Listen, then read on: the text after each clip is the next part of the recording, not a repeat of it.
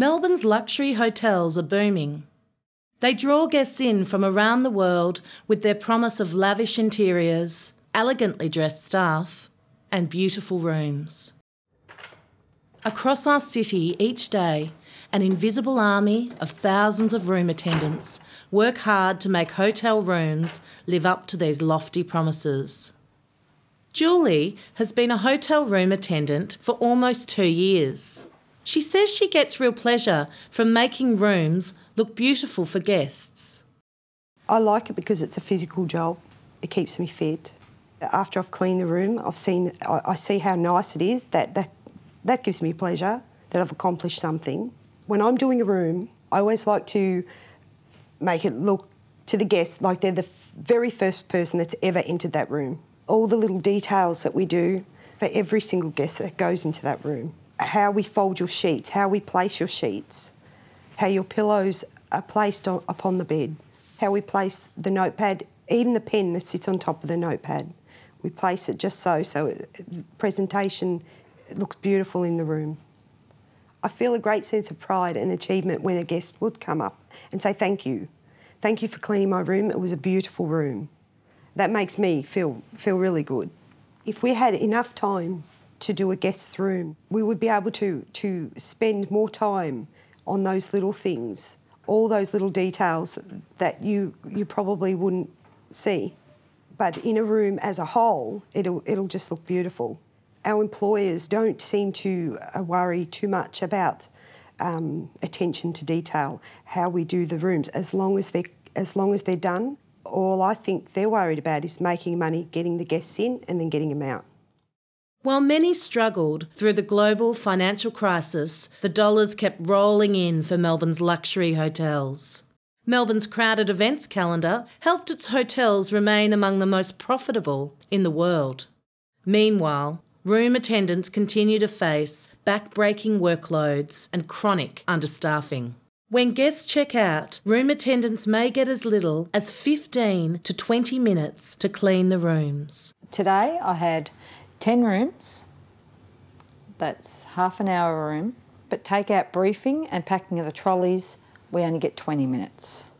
In the 20 minutes, we have to empty all rubbish, strip the linen, remove all the wet towels out of the bathroom, walk to the linen chute, which they're long, very long corridors, so it takes sometimes the linen chute's up the other end. So we have to walk all that way with heavy linen. Then we'll start off making the bed, and once you've done the bedroom, you move on to the bathroom. And we've got guttering. We have to pull out the guttering and clean the guttering, scrub the tiles. We do the toilet, put all the towels in, dust, the vents, windowsills, skirting boards, wipe down the glass doors, check to make sure the fridge doesn't need defrosting. All the glasses out of the drawer must be removed and washed. After you've done all that, vacuum and stuff, and then out. I've timed myself. It takes 45 minutes to clean the average normal room the way they want 5-star. When we have a very messy room that's going to take longer than a half an hour, we ring and the supervisor comes up, and sometimes they say, no, you'll be fine doing it on your own. We can't spare anyone else to help you. Just do your best. Just go slow.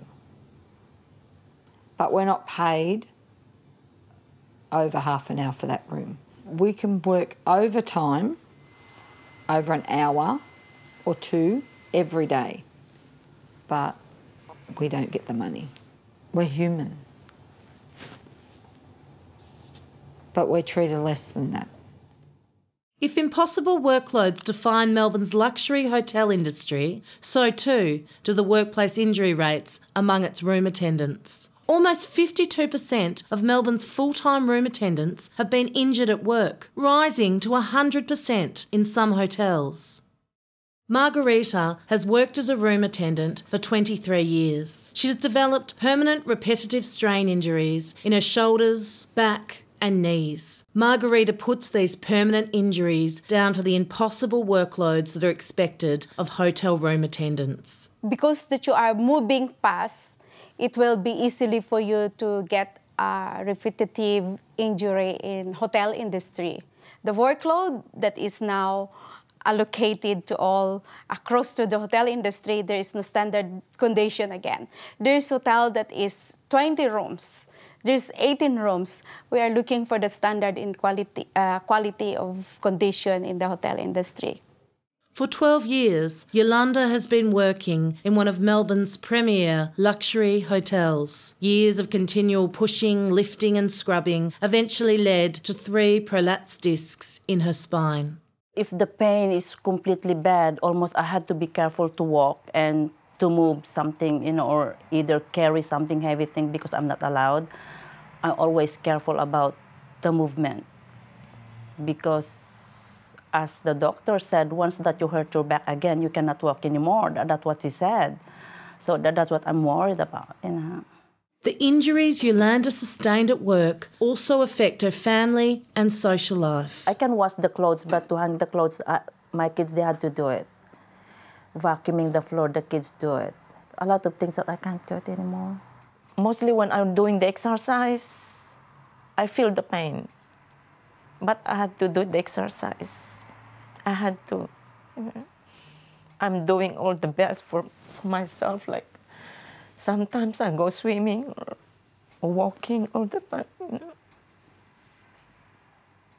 Although Yolanda knows she must be careful not to further injure her back, she finds her workload in the hotel industry does not allow her to pace herself. I was off at work like 6 weeks since I had the accident.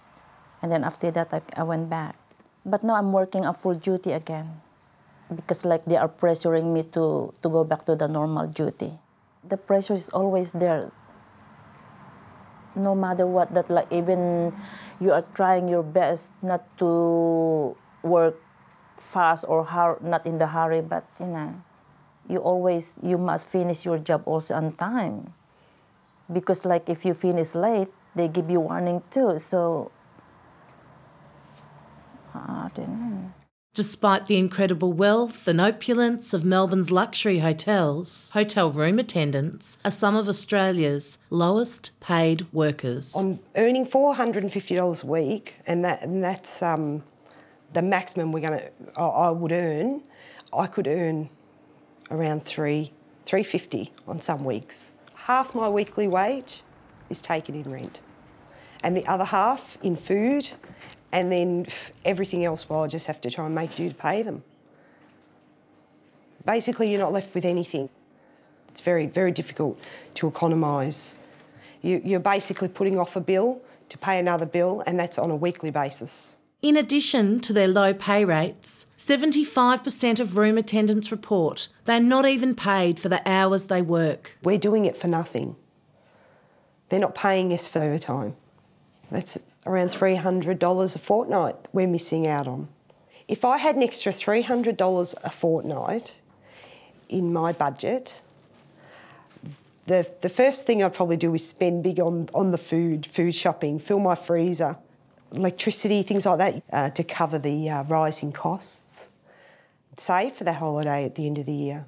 I feel like I don't have enough quality time with my kids.